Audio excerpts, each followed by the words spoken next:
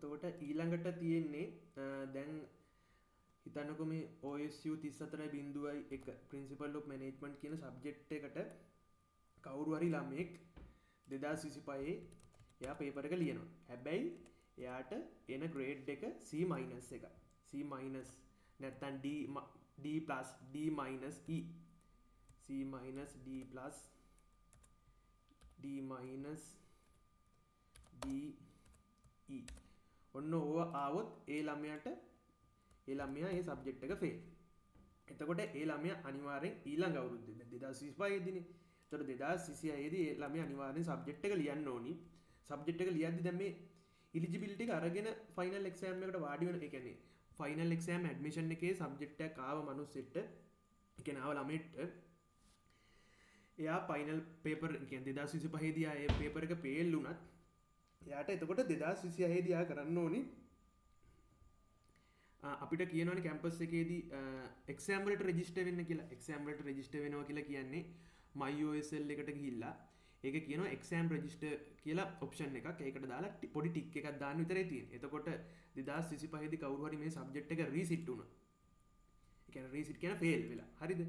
එහෙම වුණොත් එයාට 2026 දී ඉන්නකොට ෆස්ට් සෙම් එකේ ඉන්නකොට 2026 ෆස්ට් සෙම් හරි සෙකන්ඩ් සෙම් හරි ප්‍රින්සිපල් ඔෆ් මැනේජ්මන්ට් තියෙනවනේ ඕගොල්ලන්ට පස්සේ බැච් එකට.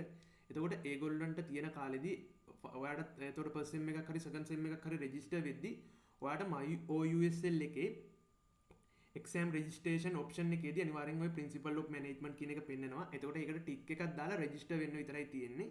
ඒක රෙජිස්ටර් වෙලා ඔයාට ගිහිල්ලා ෆයිනල් එක්සෑම් එක ලියන්න විතරයි තියෙන්නේ. අසයින්මන්ට් එකක්වත් කැට් එකක්වත් කිසිම දෙයක් ලියන්න ඕනේ නැහැ. හැබැයි 2026 දී ඔයා කොච්චර හොඳට පාඩම් කරලා ලිව්වත් ඔයාට හම්බෙන්නේ එතකොටත් ග්‍රේඩ් එක C+ එකක් විතරයි. C+ එක නෙමෙයි C එක. හැබැයි ඒ පාරත් ඔයා C- ඉඳලා මෙන්න මේ ග්‍රේඩ් C-, D+ එකක්, D, E එකක් ඔය වගේ එකක් ආවොත් ඔයා එතකොට රිපීට් එක තමයි වෙන්නේ. රිපීට් වුණොත් ඊළඟ අවුරුද්දේ සබ්ජෙක්ට් ඩ්‍රොප් කරලා අසයින්මන්ට් කැට් කරලා ගන්න ඕනේ. එතකොට තව එකක් තියෙනවා. දැන් ආයිත් හිතන්නකෝ කවුරු හරි ළමෙක් ඇසනීපයක් වෙලා හරි නැත්නම් පාඩම් කරන්නේ නැතුව හරි එක්සෑම් එකට ඇබ්සන්ට් වෙනවා. එතකොට ඇබ්සන්ට් වුණාම එයාගේ රිසල්ට් ෂීට් එකේ, කියන myOSL ගියාම අපිට රිසල්ට් බලන්න පුළුවන් නේ. ඒ රිසල්ට් ෂීට් එකේ එයාගේ වැටෙන්නේ RX කියලා.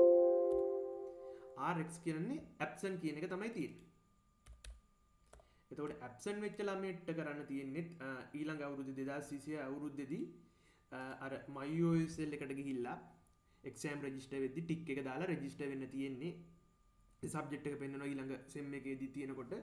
එතකොට ඒ ළමයා ඒ පාර ලියලා ගන්න ග්‍රේඩ් එක C+, ඒ කියන්නේ C එකේ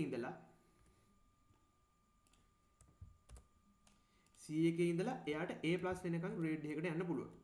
හැබැයි එයා දෙවෙනි පාරත් දැන් කවුරු හරි පළවෙනි පාර ඇබ්සන්ට් වෙනවා. දෙවෙනි පාරත් එයා ඇබ්සන්ට් වෙනවා. ඒ කියන්නේ එයා එක්ක ලියන්නේ නැහැ. දෙවෙනි පාරත් ඇබ්සන්ට් වෙනවා. එතකොට එයා රිපීට්. එහෙම නැතුව එයාට එන්නේ C- ඉඳලා ග්‍රේඩ් එක ගන්න ඒත් රිපීට්. එතකොට එලිජිබිලිටි එක වැලිඩ් වෙන්නේ කොහොමද? අවුරුදු දෙකයි. එතකොට රීසිට් කියන්නේ මෙන්න මේ RX කියලා කියන්නේ එක්සෑම් එක ඇබ්සන්ට් වෙලා එන එක. RX එකේ තියෙන එකම chance එක තමයි අපිට RX එකක් වුණොත් C එකේ ඉඳලා A+ වෙනකන් ග්‍රේඩ් එකකට යන්න පුළුවන්.